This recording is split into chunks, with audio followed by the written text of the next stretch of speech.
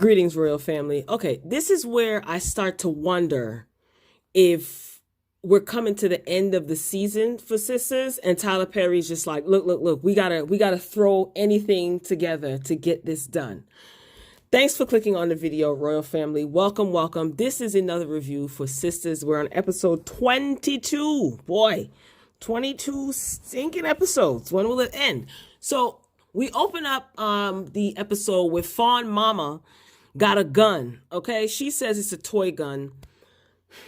That lets me know maybe a little touch of crazy runs in their family, because why would you admit to having a toy gun and showing up with a toy gun, pointing it like it's a real gun? Anyway, so Karen's mother, she want Miss Lisa, I think that's her name. She wanted all the smoke, not some, but all. So Fawn's mother, she seems to be, Fawn is Aaron's ex-wife who offed herself in Karen's salon.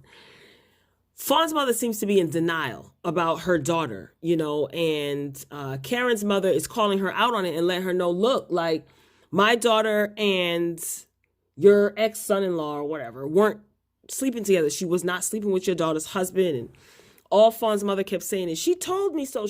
Well, we see that Fawn was a little bit manipulative, and I think that Aaron is a liar. Could be wrong, but I'm getting that feeling that he's a liar.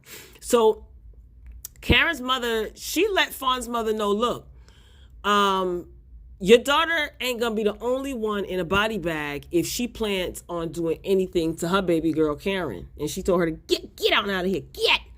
So she leaves. So it's like, okay, now Karen is in danger. Fawn's mother kept bringing up, she didn't say her son, she just kept saying Fawn's brother. Who Fawn brother posts to be? I wonder if it's Rodeo. Wouldn't that be crazy? Anyway, look, at this point, anything goes. The way this episode went, anything is possible. So of course Aaron walks in right after his ex-mother-in-law walks out, and he's apologizing as usual. And I'm just saying to myself, Karen girl, is it really worth it? I think she is starting to realize, look, I'm going to stick with I'm not going to go chasing waterfalls. I'm going to stick to the rivers and the lakes that I'm used to. And by rivers and lakes, I mean Zach. So Karen's mother, she pulls Aaron outside and she lets him know, look, I know ninjas just like you. And I wonder if Karen's mother is onto something, because Aaron does appear to be squeaky clean, right? She's calling him out. She was like, you seem to prey on emotionally weak women. And Karen's mother is cracking all types of codes while she's sitting outside on her motorcycle. Okay. And she's like questioning Aaron's motives and questioning him. And he's not really saying much of anything, but he has a bunch of rehearsed responses. And she was like, cut all that bull. Like, I already know what it is. I'm loving this scene. Okay. I'm totally here for it. So she warns him one last time before riding off into the sunset. Like, don't play with Miss Lisa's baby girl, okay? Now, in the midst of all of these warning signs smacking Karen upside her head, she's still going to proceed with going out with Aaron. So I am not surprised there. I'm not surprised at all. So I don't know. We'll see how that storyline plays out. Now we move on. Oh, God. We move on to see Little Drummer Boy, okay? AKA the PI lady. So the PI lady, she shows up with Morris, the same Morris that she was just telling Andi is no good, and I've known him for years, and called these numbers on the paper. I told you I don't trust anything that she does. So she shows up with Morris at Andi's law firm, and I'm like, what the heck is going on? All these twists and turns. So Andi's former assistant, I think her name was Fatima, and the PI lady, they end up talking, and the assistant ain't falling for none of the PI lady's tactics, flirting and trying to get info. Can somebody please set up a Tinder account for the PI lady? Lord, you just real creepy and I don't know. You just giving real, just creepy vibes. Anyway, so the assistant, she's going to try to get info She plans on trying to get info out of the private investigator lady. So Morris ends up coming back out of the meeting or the office, and Morris and PI lady, they've been basically working together for years, it's revealed. But he says that he's going to have to cut ties with the PI lady. Now, I wonder what Morris was told in that meeting with Andy's boss, because it was Andy's boss that he had a meeting with. He comes out and then tells the PI lady, you know, I have to cut ties with you. She says, where is my money? You haven't even been paying me. So now what? She got fired by a wife client, and Morris is like basically cutting ties with her. Anyway, in the meantime, we see Andy's assistant calling Andi and letting her know that the PI lady wants to meet up with her. So she's giving her some info, and it seems like she's trying to help Andi. Now, I wouldn't help Andi with nothing, because she is rude to Fatima all the time. The way things are going, I don't even trust the assistant Fatima. She's getting the side, everybody's getting the side eye, okay? Except for Karen's mama.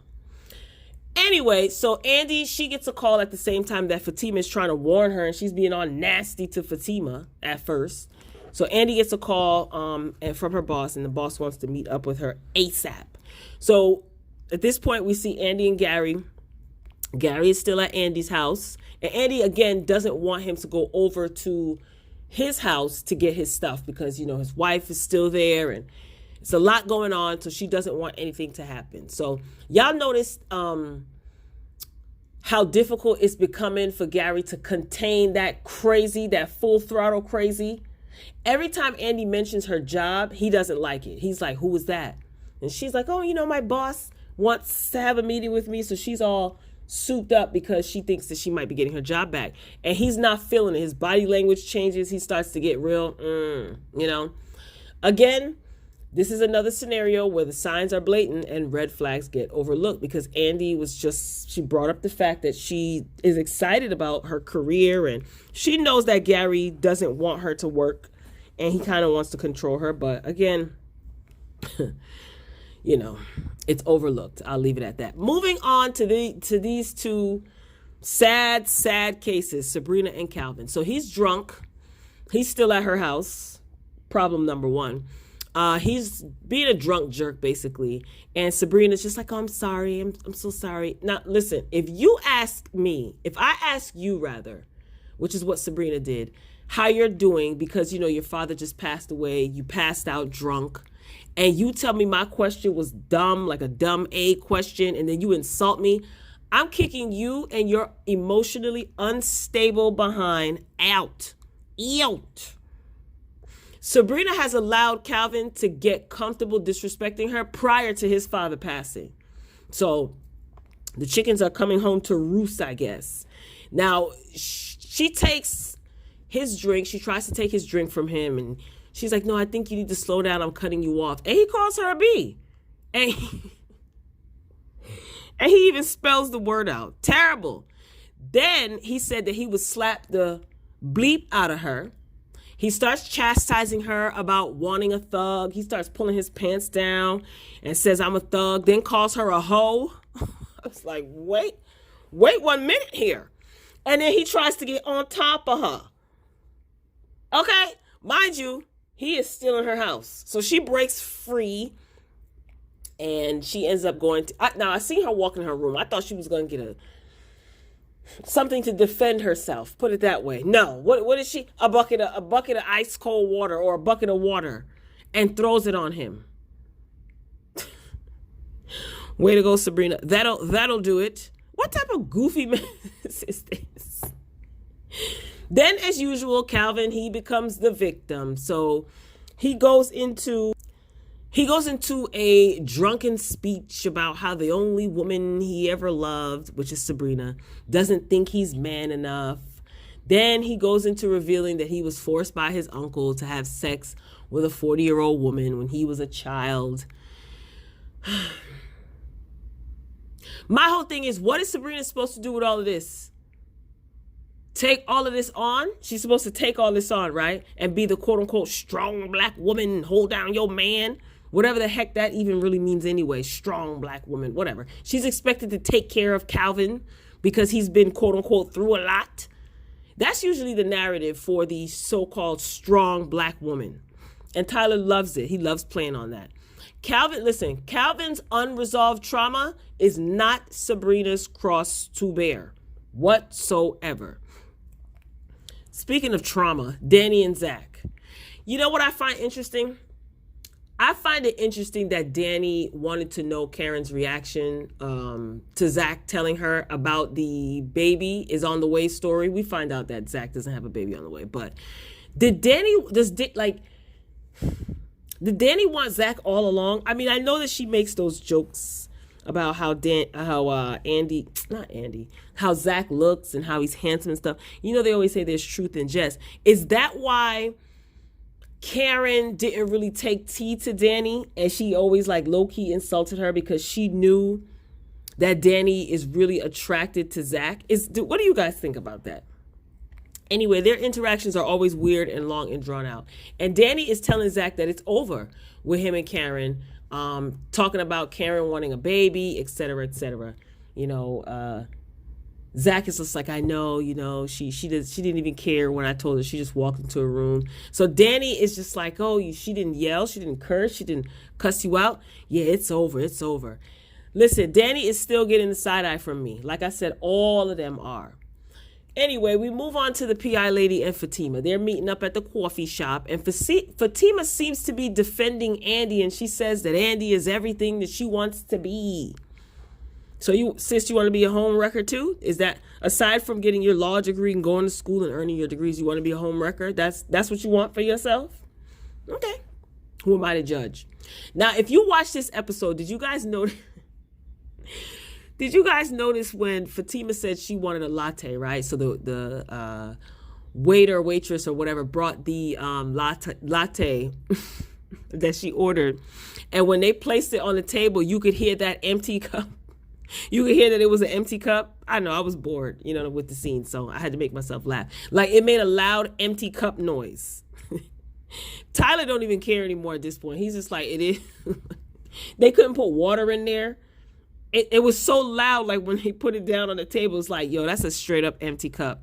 Anyway, Fatima said that she would hook PI lady up with one of her friends, because the PI lady said, you know, you don't have any friends and stuff.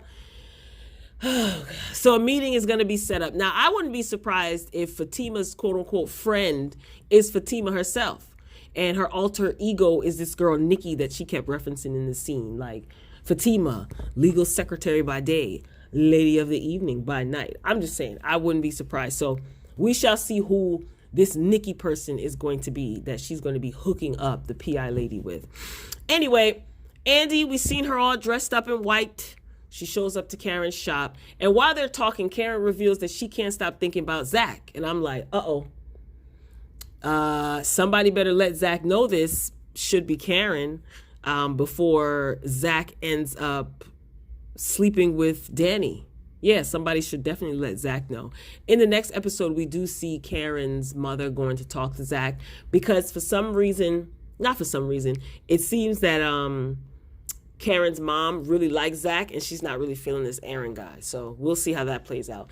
Now, Karen finally says something to Andi that makes some sense. Finally, she asked Andi, does she really know Gary?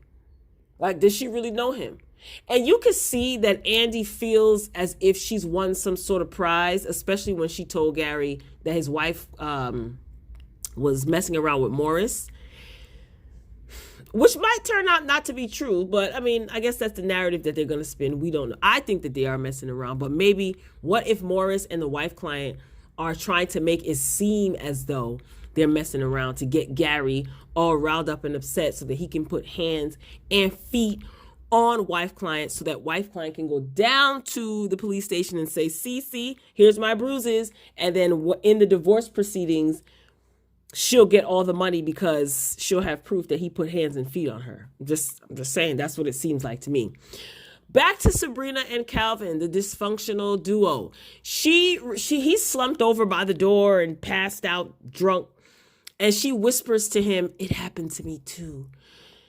He wasn't even coherent enough to hear what she said. So here we go. Trauma bonding. How typical, right? So Sabrina basically will take care of him because they can bond over their trauma, the trauma that they both experience. So when Sabrina said it happened to me too, she was referencing the situation with, actually, we don't even know what situation she was referencing. She could have been referencing when Calvin was talking about being in love with someone. Well, no, that would be ridiculous. So yeah, it's probably over in reference to what happened to Calvin when he was little. So the same thing happened to Sabrina. So again, trauma bonding. So Sabrina, she's taking care of him, putting him in the bed, making sure he's comfortable, and making sure he sleeps comfortably. And it's just like, ugh. She ends up telling him that she loves him after he asked her to. I wonder if she's going to end up staying with him. At this point, I don't really care. Back to Gary, okay, the more interesting storyline. So he shows up to his, I guess, where he lives or whatever, where his house is, and he's in the parking lot, and he sees his car vandalized. And wife client pops out of nowhere and approaches him. Wife client tells Gary that she and Morris have been getting it on, and she didn't even change the sheets afterwards. She's nasty. And she's trying to get a rise out of Gary. Gary's just like, I don't care. Like, just leave me alone. He's just like, move, Jasmine, move. He's trying to get away from her. Now, as he's walking away, wife client did mention Gary's mother. Something about that she died in a house fire when he was younger. And did she have an urn with ashes? Were those Gary's mother's ashes? Is that what she was pouring into the gas tank? Yo, Jasmine is nuts. Wife client thought that she was Bernadine for waiting to exhale. Oh my gosh. So then they get to tussling. She gets a bat and she hits him with a bat. He grabs the bat. She jumps on his back and he ends up tossing her over the terrace of the parking lot, the parking garage. And she falls and lands on top of a parked car. Now, we don't know if she's dead. And also his car is on fire at this moment. Now, this is not supposed to be funny, I guess, but it's hilarious. This is hilarious. This is absolutely hilarious. I think that wife client was trying to get Gary to snap again so that she could say, oh, he beat her. He put his hands on me or whatever, because he probably would have snapped and put his hands on her. Not that that's right. She got more than she bargained for, though, honey. You play stupid games and you win stupid prizes.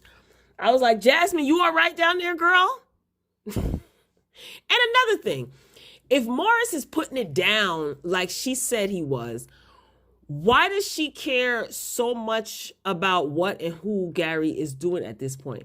That's why I think wife client and Morris, that would be predictable, but wife client and Morris are probably not messing around with each other. And they want Gary to believe that so that Gary can get physically violent. She wants his money. Wife client wants all of Gary's money. Lord, Gary might be going to jail. We don't know if wife client is dead or alive. But girl, look, I'll leave it at this. You know what? A part of me feels for Jasmine because it's like, dang, my husband is cheating on me. This is messed up. But girl, this extra stuff, burning up his car and putting his mama's ashes in the... What is all that for? But again, I think that she was trying to get him to strike her so that she can go to the police station and have proof of any bruises or anything. She is after that man's money. She's a woman scorned. She's done with him. Yes, Gary is having an affair, and I don't think Andi should be let off the hook for this. I don't care how crazy wife client is. When a woman's fed up, honey. Whew. So we don't know if Jasmine is alive. We don't know if Gary's going to be going to jail. We don't know if Andi's going to be getting fired or if she's going to jail herself. Will Zach and Karen get back together?